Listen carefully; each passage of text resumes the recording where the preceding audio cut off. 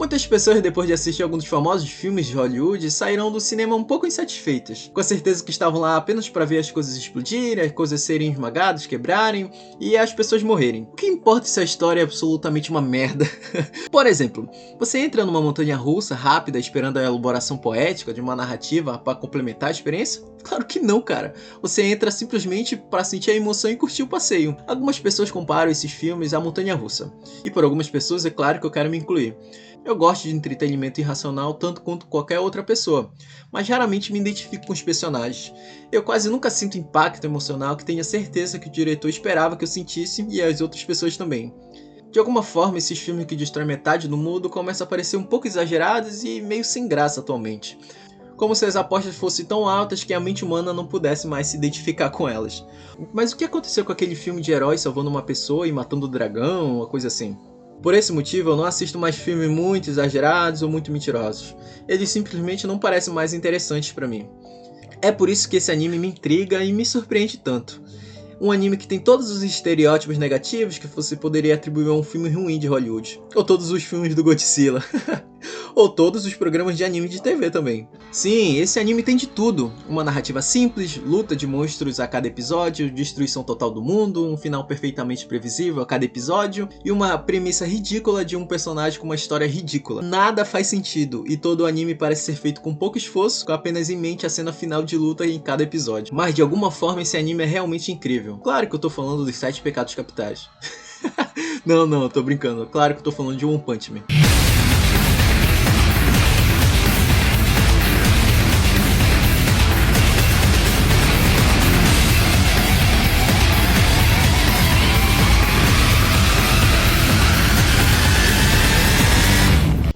Mas sempre me vem o questionamento, por que One Punch Man é tão bom? Bom, é meio difícil de explicar, mas eu acho que tem a ver com o conflito central dos personagens. Por exemplo, é um problema que nós, jogadores de videogames, a gente sabe que acontece. Se trabalha para ganhar tanto poder o objetivo de um jogador, então por que quando a gente consegue, o jogo fica de repente tão chato? É porque a gente não pode simpatizar com um personagem todo poderoso, porque todas as suas habilidades se tornam chatas demais e ele vai ganhar de todos os outros. Então eu vou te fazer uma pergunta.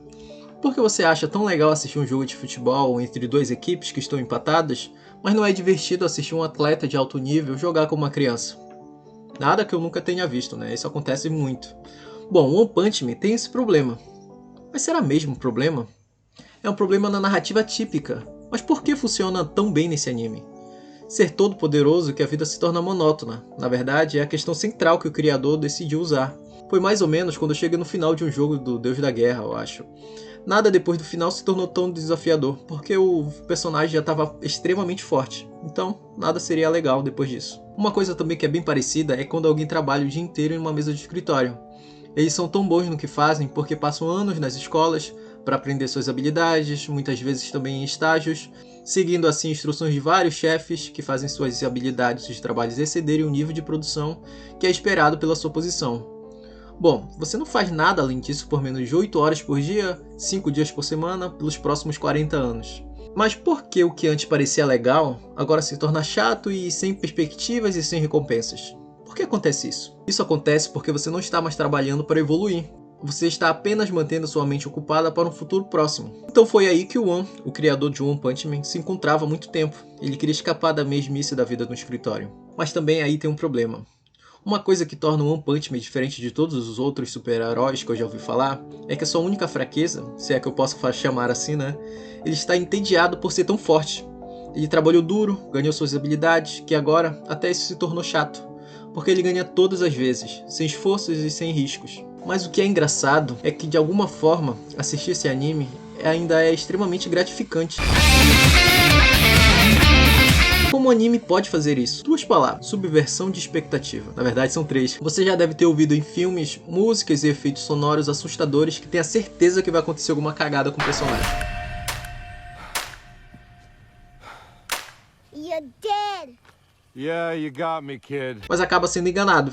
Isso é uma subversão de expectativa. Isso acontece porque ao configurar uma cena para aparecer de uma maneira, você pode subverter as expectativas do público ao terminar o oposto que eles pensavam que aconteceriam. Nessa cena, Saitama acaba com um monstro super forte com um único soco, matando ele completamente, então ele grita. será que a gente viu certo? Ele tá puto por ter derrotado o monstro tão fácil? É fácil de admitir que isso não é algo que a gente já tenha visto antes. O One pegou todas as suas referências, todos os estereótipos, todos os métodos genéricos usados em todos os animes e fez algo novo. Algo que ninguém tinha pensado. Algo que nunca tinha visto. Algo incrível. One Punch Man como anime, dá pra perceber que não dá pra se levar a sério. Então é como se alguém estivesse jogando um jogo, matado o chefe e continuado no jogo depois? Mas aí que tá o problema. O jogo se tornou a nossa vida e nunca podemos sair dele. O que acontece é que quando ficamos tão overpower em um jogo, é a mesma coisa que acontece com o Saitama quando mata um monstro no início do anime. Ele grita tão chateado que conseguiu derrotar um monstro gigantesco com tanta facilidade. Ele só quer um desafio, apenas isso. Assim como ver um jogo de dois times de futebol, um da série C e outro da série A. Não é nem um pouco divertido, porque vai ser um jogo muito fácil, vai ser um massacre. Quase como se o Saitama tivesse preso em um jogo do que ele foi derrotado há muito tempo e do qual ele parece que nunca consegue sair. A coisa mais interessante do Saitama é que ainda não vimos toda a extensão do seu poder. Ele não foi testado o suficiente para testar tudo à sua disposição. Garou deu um gostinho para ele, mas ainda acho que não foi o suficiente. Ele não tem nenhum arranhão no seu corpo que não seja só a roupa. Mas para falar a verdade, eu acho que o Saitama tem mais dificuldade de lidar com outras pessoas do que com monstros.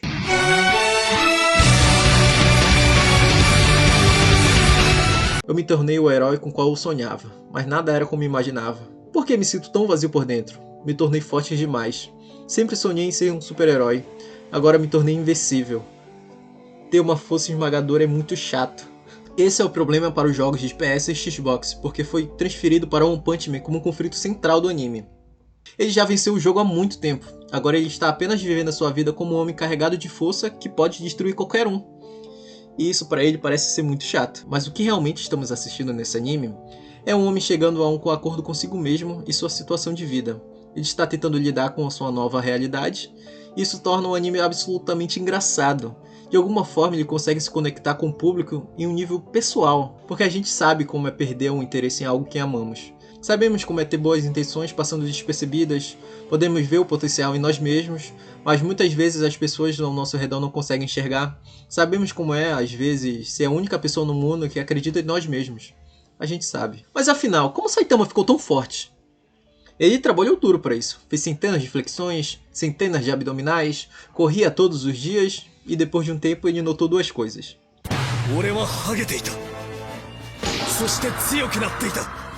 Então é isso, ele é apenas um cara normal com o poder de destruir a Terra várias vezes. Mas por dentro, pelo menos é o que parece, é um cara normal mesmo assim. E o criador do anime sabe disso.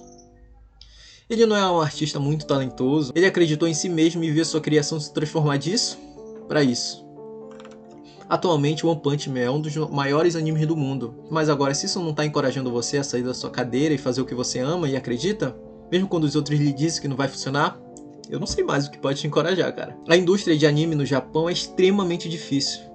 E para um artista como One ter sucesso, isso significa duas coisas. Primeiro, ele acreditou em si mesmo e nunca desistiu. Segundo, suas histórias tinham um coração real, uma conexão verdadeira com as pessoas de uma forma que raramente é vista nesse gênero de anime em particular. E sabe o que é engraçado?